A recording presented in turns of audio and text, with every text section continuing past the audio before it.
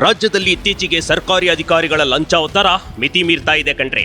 ಬಡವರು ಬಗ್ಗರು ಅಂತ ನೋಡದೆ ಕೆಲವರು ಸರ್ಕಾರಿ ಅಧಿಕಾರಿಗಳು ಲಂಚಕ್ಕೆ ಡಿಮ್ಯಾಂಡ್ ಇಡ್ತಾ ಇದ್ದಾರೆ.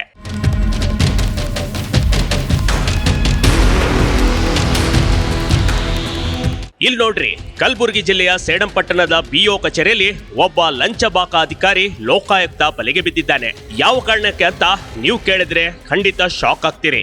ಈ ಅಧಿಕಾರಿ ಬಗ್ಗೆ ಅಸಹ್ಯ ಅನಿಸಬಹುದು. ಹೌದು, ರಜಾ ಬೇಗಂ ಎನ್ನುವರು ವಯೋನಿವೃತ್ತಿ ಹೊಂದಿದ್ರು. ಹೀಗಾಗಿ ನಿವೃತ್ತಿ ಪಿಂಚಣಿ ಫೈಲ್ ನೀಡಲು 4-5 ತಿಂಗಳು ಬಿಒ ಕಚೇರಿಗೆ ಅಲ್ದಾಡಿದ್ದಾರೆ. ಕೊನೆಗೆ FD ಶಿವಲಿಂಗಪ್ಪ ನಾನು ಅವರಿಗೆ ಕೊಡಬೇಕು, ಇವರಿಗೆ ಕೊಡಬೇಕು ಅಂತ ಒಟ್ಟು 28,500 ರೂಪಾಯಿ ಲಂಚ ಕೊಡಿ ಎಂದು ಕೇಳಿದ್ದಾನೆ. ಬಡವರಾದ ರಜಾಕ್ ಬೇಗಂ 2 ತಿಂಗಳಲ್ಲಿ ಹಣ ಹೊಂದಿಸಿ ಕೊಡೋದಾಗಿ ಮುಂದಾಗಿದ್ದರು. ಆದರೆ ಕೊನೆಗೆ ಲಂಚ ಕೊಡಲು ಮನಸ್ಸು ಒಪ್ಪದ ಹಿನ್ನೆಲೆ ನೇರವಾಗಿ ಲೋಕಾಯುಕ್ತರಿಗೆ ದೂರು ನೀಡಿದ್ರು ಕಣ್ರಿ. ಕೂಡಲೇ ಕಾರ್ಯಪ್ರವೃತ್ತರಾದ ಕಲಬುರಗಿ ಲೋಕಾಯುಕ್ತ SP ಸಿದ್ದರಾಜು ಒಂದು ತಂಡ ರಚಿಸಿ ಭ್ರಷ್ಟ ಅಧಿಕಾರಿಗಳ ಕೆಡ್ಡಕ್ಕೆ ಕೆಡವಲು ಪ್ಲಾನ್ ಮಾಡಿತ್ತು.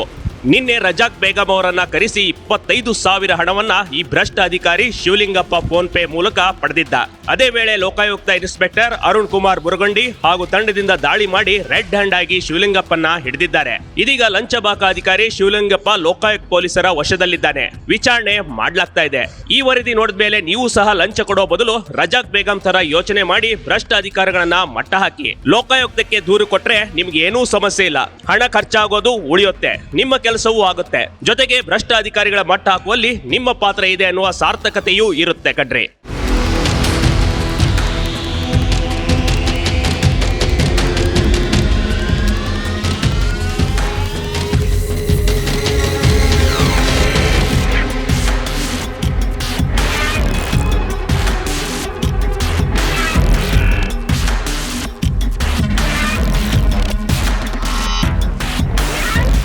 ಬಿಗ್ ಟಿವಿ ಕರ್ನಾಟಕ ಯೂಟ್ಯೂಬ್ ಚಾನಲ್ಗೆ ಈಗಲೇ ಸಬ್ಸ್ಕ್ರೈಬ್ ಮಾಡಿ. ಧನ್ಯವಾದಗಳು.